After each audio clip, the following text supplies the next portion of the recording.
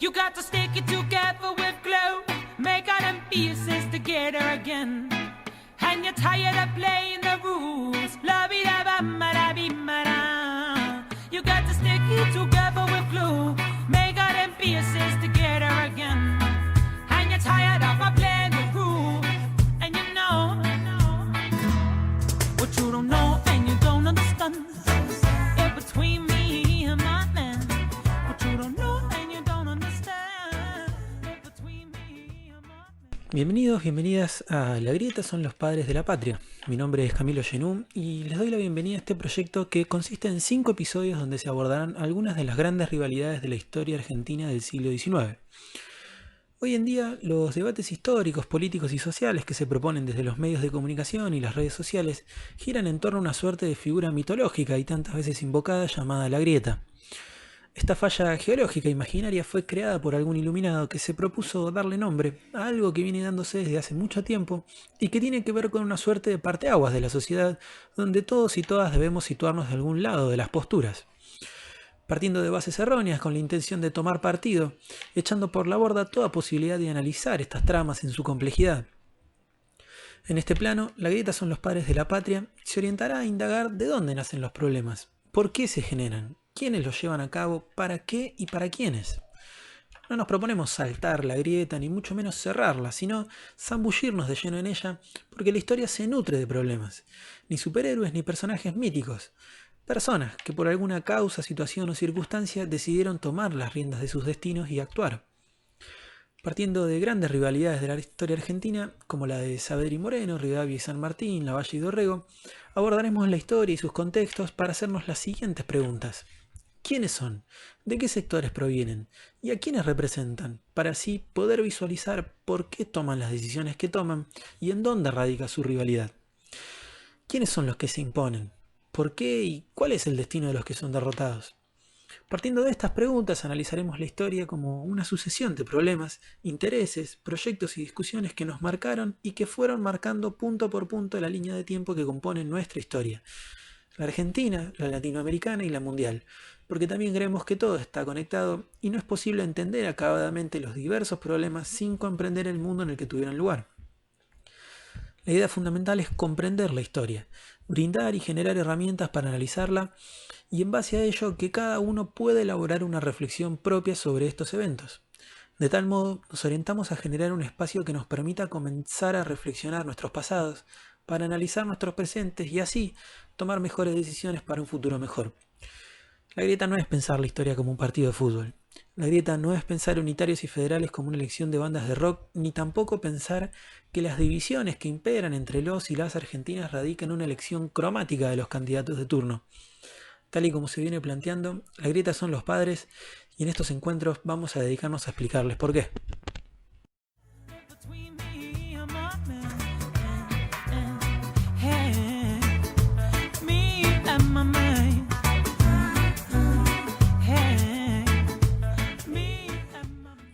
La primera rivalidad que vamos a abordar es la que se dio en la primera junta de gobierno entre Cornelio Saavedra y Mariano Moreno. Pero antes de meternos de lleno en ella, es importante comprender el contexto en el que la primera junta de gobierno y por ende la Revolución de Mayo tuvieron lugar. Para ello es necesario viajar a España, dado que en 1808 Napoleón Bonaparte toma la península ibérica, apresa a Carlos IV el rey y a su sucesor Fernando VII, y ellos, por medio de una manipulación legal, le entregan la corona a Napoleón, quien a su vez se la da a su hermano José Bonaparte. ¿Por qué es importante esto? Porque lo que hoy es Argentina, por esos entonces era el virreinato del Río de la Plata, y como todos los virreinatos del continente americano, dependían económica y políticamente de España. Por lo tanto, la entrega de la corona que Carlos y Fernando hacen a Napoleón les da un golpe político muy fuerte a todo el sistema colonial. Acá vamos a presentar el primer concepto que tenemos que tener en cuenta, que es el de la retroversión. Este término refiere a una cuestión legal donde se plantea que el poder de Dios emana hacia el pueblo, baja hacia el pueblo, y este es el que le da el poder al rey para que los gobierne. Una vez que muere el rey, o en caso de que el rey no tenga descendencia, ese poder vuelve al pueblo y el círculo vuelve a empezar. El problema que tenemos acá no es que hay una falta de rey, de hecho hay un montón de reyes, sino que el problema principal es que el rey que está a cargo de España, José Bonaparte, no es entendido como un rey legítimo. Por lo tanto, se crea el segundo término que vamos a analizar, que es el de la junta o movimiento juntista. ¿Qué es una junta? Una junta es una organización de vecinos de las principales ciudades que precisamente se juntan para gobernar en nombre del rey. Va de nuevo. En tanto que el rey que quedó a cargo cuando Napoleón ocupa la península no es un rey legítimo, porque no es un rey español, sino que es precisamente producto de esta situación política y militar. La sociedad española, entendiendo que el poder debería volver mediante la retroversión a ellos se juntan y dicen: nosotros mantenemos el poder de la corona hasta que el rey verdadero, el rey legítimo, sea excarcelado, sea liberado, regrese y nosotros le devolvemos el poder a él. ¿Por qué es importante esto? Porque ese sistema de juntas es el mismo sistema de juntas que se va a replicar en el continente latinoamericano, tanto en Caracas como en Bogotá, en Chile y en Buenos Aires, en el Virreinato del Río de la Plata.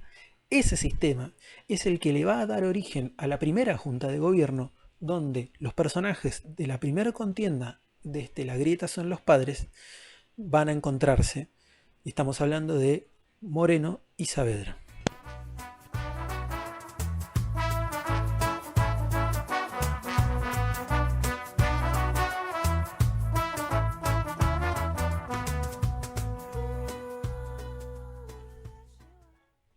En primer lugar, tenemos a Cornelio Saavedra, que nace el 15 de septiembre, de Virgo el hombre, del año 1759 en Otuyo, Potosí, dependiente del Virreinato del Perú. Saavedra nace en el seno de una familia de origen español y a los 8 años de edad se trasladan a la provincia de Buenos Aires, donde cursan el Colegio San Carlos, el actual Colegio Nacional de Buenos Aires, que si ahora es importante, imagínense hace 200 años, donde solo entraban las élites del virreinato. Pero no llega a terminar sus estudios porque debió hacerse cargo de la estancia familiar. A los 38 años, inicia su carrera política con un trabajo en el Cabildo de Buenos Aires, donde fue regidor y alcalde del primer voto. Estos cargos, si bien no son de los más importantes, tienen una jerarquía respetable dentro de la administración del Cabildo. Saavedra inicia su carrera como militar durante las invasiones inglesas. Participa en 1807 de la recuperación de Buenos Aires en calidad de comandante del Regimiento de Patricios, que es un cuerpo de milicias criollas que de ahí en adelante va a ser uno de los instrumentos armados más importantes del virreinato y en el cual ese mismo año asciende al grado de teniente coronel, es decir, el grado más alto. Su adhesión y participación decisiva el 25 de mayo, cuando se decide reemplazar al virrey Cisneros, sumado a la importancia de ese cargo, es lo que lo lleva a ser designado presidente de la primera junta. Lo que vemos es un Saavedra que es parte del sector social y económico más importante, que cuenta con los recursos para ir al colegio más importante de Buenos Aires y que paulatinamente va subiendo de escalones hasta llegar a comandar las principales fuerzas armadas de la ciudad y que precisamente por ello va a presidir la primera junta de gobierno. Por su parte, Mariano Moreno nació el 27 de septiembre en Buenos Aires, en 1778, de Libra, no me pidan lunas y ascendentes porque no me lo sé, y contrario a la familia de Saavedra, provenía de una familia donde su padre, Manuel Moreno, era funcionario de la tesorería de Cajas Reales, que si bien por el nombre asusta, en verdad era un funcionario de mediana jerarquía, aunque, eso sí, con casa propia y varios esclavos. Una muestra de esa posición económica la podemos ver en su formación, dado que el Colegio San Carlos, el Nacional Buenos Aires, solo lo admite como oyente, y sus estudios lo realiza en el colegio llamado Del Rey. Años más tarde, se graduará de abogado en la Universidad de Chuquisaca, en Bolivia, y hay que mencionar que ser graduado de una carrera es algo muy difícil porque la única universidad del Alto Perú es la de Chuquisaca y hay que tener dinero para mandar a tu hijo ahí, pagando el transporte y después pagar la manutención hasta que se reciba. Por eso no cualquiera puede ir, entrar y mucho menos recibirse. Por eso encontrar un profesional es muy difícil y por eso, por ende, valioso. Una vez recibido y a poco de llegar a Buenos Aires en 1805, comienza a ejercer su profesión de abogado y es nombrado relator de audiencia, que es un trabajo importante dentro de los conflictos que se presentan en el Cabildo, y está reservado a abogados o profesionales.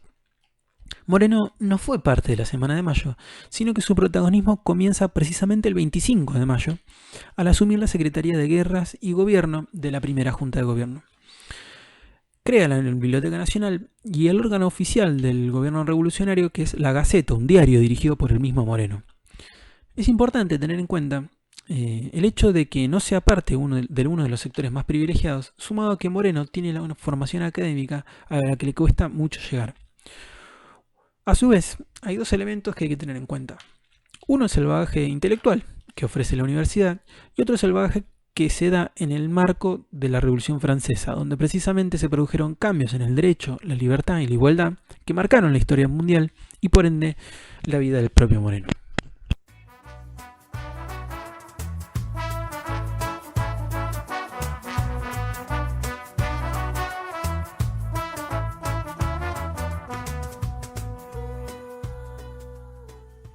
Nos metemos de lleno en el corazón del conflicto de hoy. En primer lugar, lo que hay que tener presente es que la Revolución de Mayo no es el final del proceso de independencia, sino su comienzo. Por ende, la primera discusión que se va a dar en el nuevo escenario va a girar en torno a los términos autonomía e independencia. El candidato por la autonomía era Saavedra, quien representaba a los sectores conservadores que estaban a favor del mantenimiento de la situación social anterior y era partidario de compartir las decisiones de gobierno con otras zonas del territorio. Saavedra pretendía formar una junta de ciudades, lo que implicaba mantenerse dentro del orden jurídico hispánico, pero con la autonomía lograda el 25 de mayo. Va de nuevo. La propuesta de Saavedra es similar a la que hay en la península ibérica, es decir, mantener el poder, o lo que se llamaba depósito de soberanía, hasta que regrese Fernando VII. No se rompen los lazos con España, sino que se mantienen, aunque conservando la libertad de acción, por mínima que fuera, lograda con la Revolución. Por su parte, Moreno va un poco más allá y plantea una estrategia radicalizada en la medida en que proponía un Congreso Constituyente, lo que implicaba abandonar el simple depósito de soberanía para transformar el orden vigente y así abrir el camino a la emancipación definitiva. ¿Qué quiere decir esto? Que Moreno, sin tanta vuelta, iba por la independencia. Sería muy fácil para mí decirles quién es el bueno, quién es el malo, el héroe o el villano, pero en verdad lo que tenemos que intentar es comprender estas visiones para poder analizarlas. Y una forma de hacerlo es viendo sus orígenes y trayectorias. Entendiéndolas, no es algo alocado pensar que Saavedra, proveniente de las élites, con una trayectoria dentro de la administración virreinal y una formación militar, elija la autonomía. Él es parte de ese entramado virreinal y de cierta forma su vida muestra una ligazón muy importante con el régimen español. Por su parte, Mariano Moreno no tiene esa formación. Proviene de un sector que, si bien no pasa hambre, le cuesta un poco más conseguir sus objetivos y tiene una formación académica en un contexto posterior a la Revolución Francesa, donde, como dijimos, las ideas de libertad e igualdad recorren el mundo occidental y hacen mella en él. Es casi esperable que Moreno esté por la vía de la independencia, así como es esperable que Saavedra vaya por la autonomía.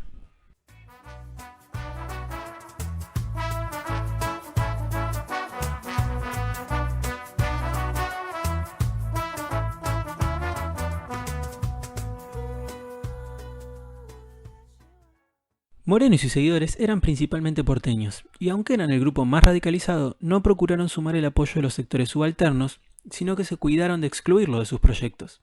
Algunos de sus referentes más importantes fueron Rodríguez Peña, Vieites, Ascuena, Galarrea, todo nombre calle.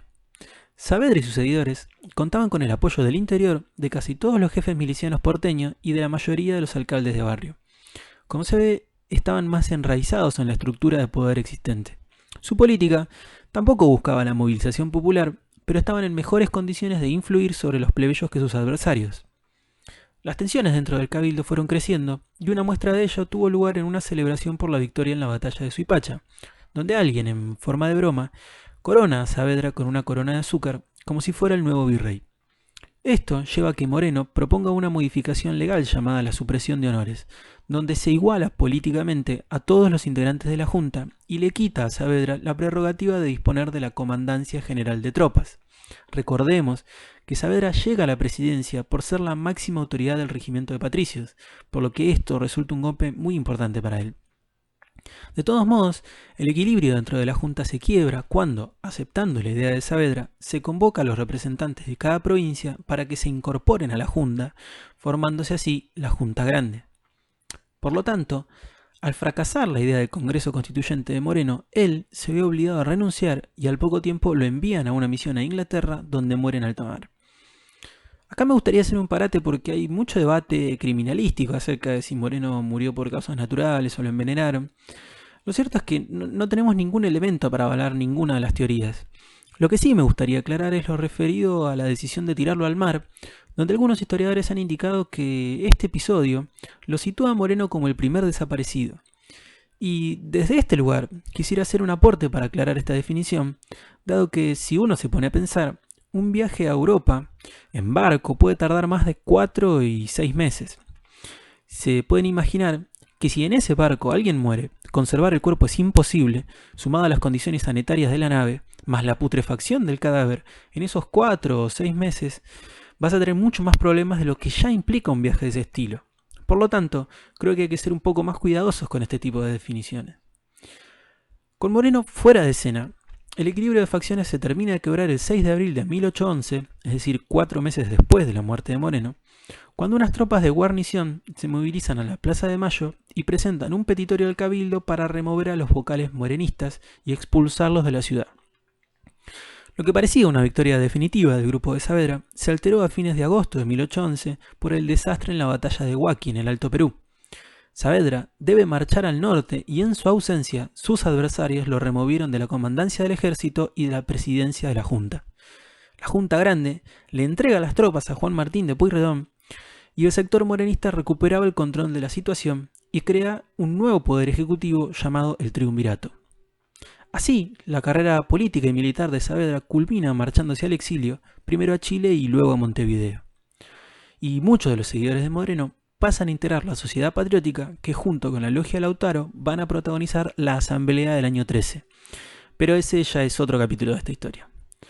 Así, damos por finalizado este primer capítulo de La Grieta son los padres y espero que les haya servido para pensar la historia y sus conflictos. El objetivo principal de este audio es comprender la historia y entender cómo se fue dando para poder pensar los problemas. Para armar este audio conté con el libro Historia de la Argentina de Marcela Ternavasio, editado por Siglo XXI, con Viva el Bajo Pueblo del gran Gabriel Di Meglio, editado por Prometeo, y para una profundización de la vida de Moreno recomiendo el libro Mariano Moreno, de Reformista Insurgente de Noemí Goldman, editado por Edasa. La cortina del episodio de hoy estuvo a cargo de Jenny and the Mexicats con el tema Me and My Men, y esto es todo por hoy. Saludos y pura vida.